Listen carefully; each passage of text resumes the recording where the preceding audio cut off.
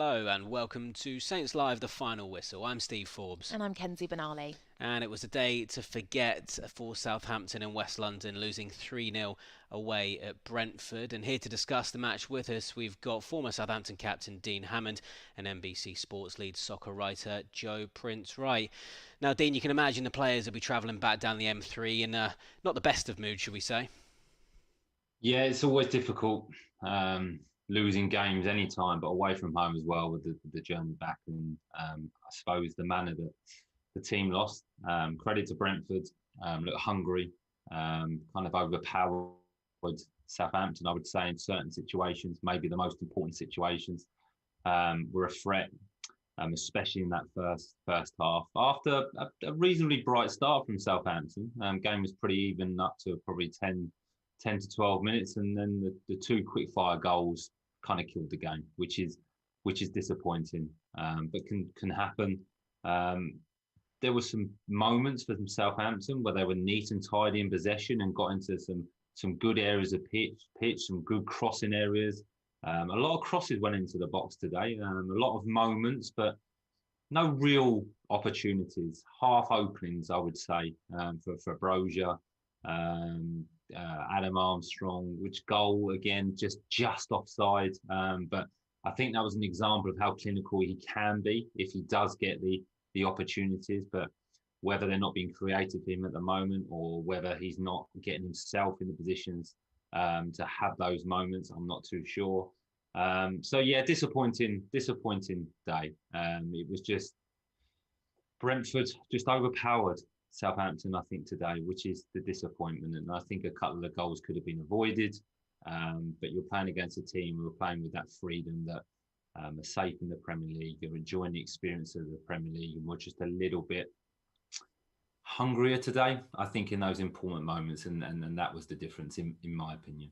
And we talked up the need for goals pre-match, and Ralph did shake things up. Adam Armstrong was back in the starting lineup, Joe, but it just didn't seem to materialise today. It didn't. As Dee mentioned, there was a lot of crosses into the box, not really finding a Saint shirt. Just it seemed a lack of desire, or not even lack of desire. It was just a lack of belief, I think, probably is the best way to sum it up. Given recent results, I think a lot of the players seem to be playing today like they have been on a bad run. Only one win in the last 10. And it does, as Dean will tell you, just eat away at you as a player. Confidence is so important in football.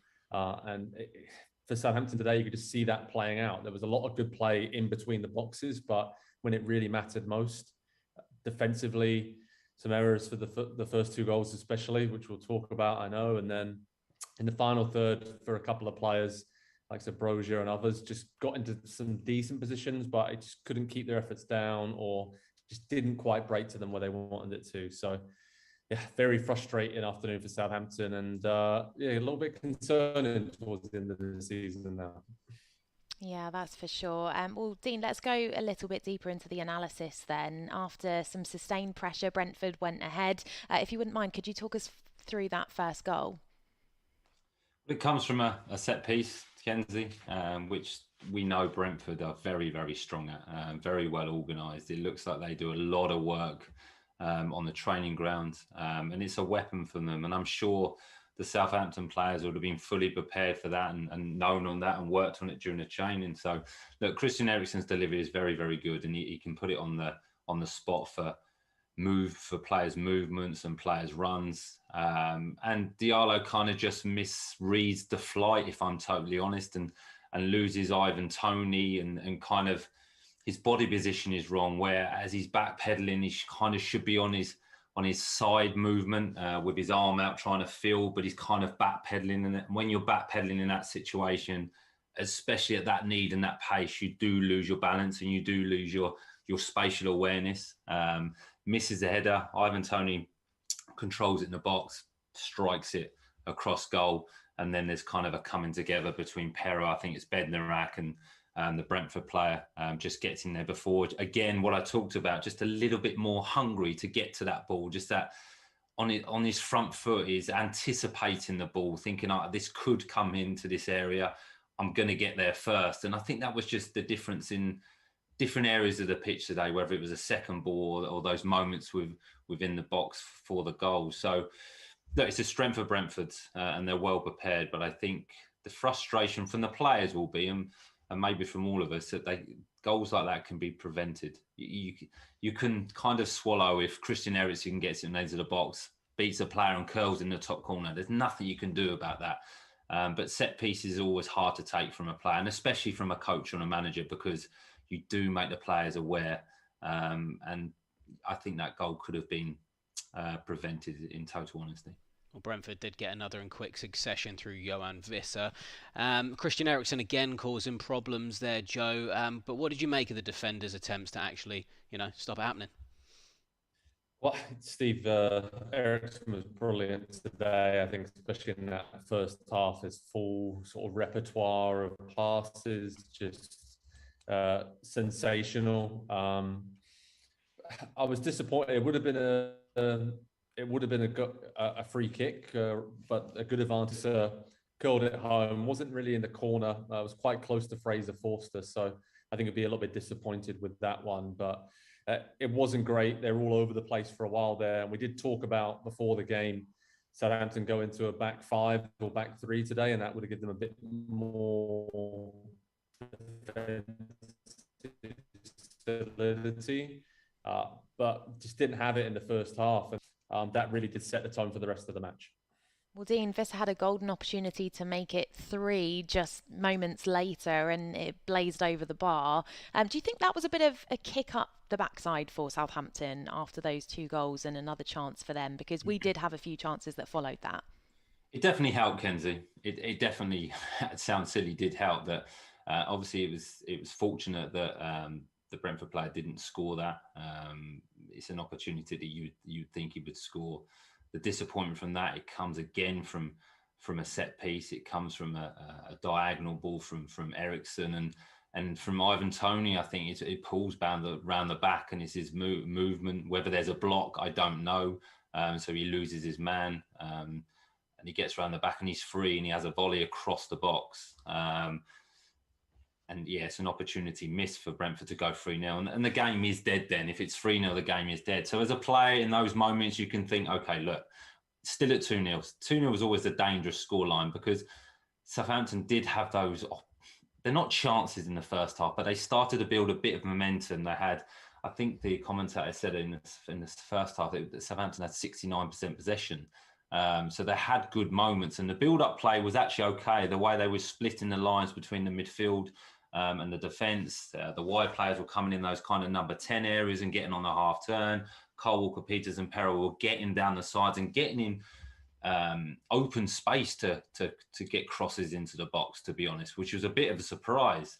But again, whether it was the delivery, whether it was the movement of the strikers in the box, it just didn't quite happen for Southampton. Either, Brozier was just stretching, just couldn't quite get there. Whether Cole Walker-Peters with the header at 2-0 to make it 2-1 just doesn't quite get there to get his head over the ball. Adam Armstrong goal that's disallowed. So there's moments for Southampton that you could look at and go, if they can get a goal back, a bit like the Brighton game where they got a goal before the half time, the second half could be different. But yeah, it did galvanise the Southampton players, which is credit to them, because at 2-0, almost free, you can go under. You can just give up on it and think like, this is not our day. But they didn't. They tried. You can never criticise, in my opinion, the Southampton players for the way they work and the effort they put in and the ambition to try and score goals. You can never criticise them for that. Attacking scene, it just didn't happen today. And defensively, there's a few individual areas that you'd like to think the players would do better. Well, just before half-time, Adam Armstrong did have the ball in the back of the net, but it was ruled out for offside. It was a neat finish, Joe, and he could have really done with that one counting. He could have, Steve. Great finish, great reactions to that loose ball when it kind of popped off Diallo. He was obviously just offside half a yard, but Dean mentioned it before. Tremendous ability there, and you saw what he's all about, Adam Armstrong. And you just wish that he had more opportunities like that throughout the game, because he really didn't see a lot of the ball. He did a lot of work out on the flank, a lot of defensive work, but he just didn't really get into many areas like that. But a really smart finish. And you're right, for his confidence, he really did need that to count, and then late in the season maybe go on a run ahead of next season, which will be a big one for him. But yeah, it kind of just summed up the game, I think, just when Saints thought, we're back in it 2-1 before half time, we've got some momentum building, and then the offside flag goes up. So it was that kind of day for Southampton. Yeah, we really felt for him, didn't it? As you say, could have done with that one counting. Well, a catalogue of errors led to Aya wrapping up the game with a good strike. Dean, what did you make of that one? Kind of what you say, Kenzie, just, a catalogue of errors, really. The goal, again, I think that's what I probably mentioned before, where it could have been prevented.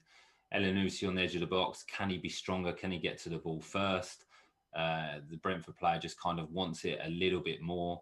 Then there's a few ricochets, the ball's still live, but it's coming in the box. And then Nathan Redmond, with his clearance, uses the outside of his foot. Can he be a little bit more purposeful in what he's trying to do? Can he manipulate the ball? Can he clear the ball from the danger area, really, and then regroup? And then it kind of breaks through, and Salisu makes the attempt to tackle, which there's nothing wrong with that, because it's easy to judge from here. The game is so quick in that moment, but could he try and stay on his feet and try and use his body? So make contact with the Brentford player and kind of stay with him, not allow him to go past him, stay with him, then try and get a block on the shot. So these are the small moments, but at the top level, like I say, at the pace the games go at, it's very difficult in the moment to make those decisions. And that's why the top players are so good, because they can make those decisions a little bit quicker. But there was 2 or 3 moments within the build up to that goal where it could have been prevented. And like I said, I'm repeating myself, that's the frustration, I think, because Brentford didn't really cut Southampton open today, didn't really create amazing opportunities. And Fraser Forster is making save after save. And that's what you kind of expect from a 3-0. So that will be the disappointment, in my opinion, in the dressing room. Armando Broja did get into some good positions this afternoon, but ultimately did struggle in front of goal. Joe, how frustrated do you think he'll be with his own performance today? Very, Steve. You could see it in his reaction, sort of screaming, hands in the air a lot, just looking around and thinking, it's just not my day.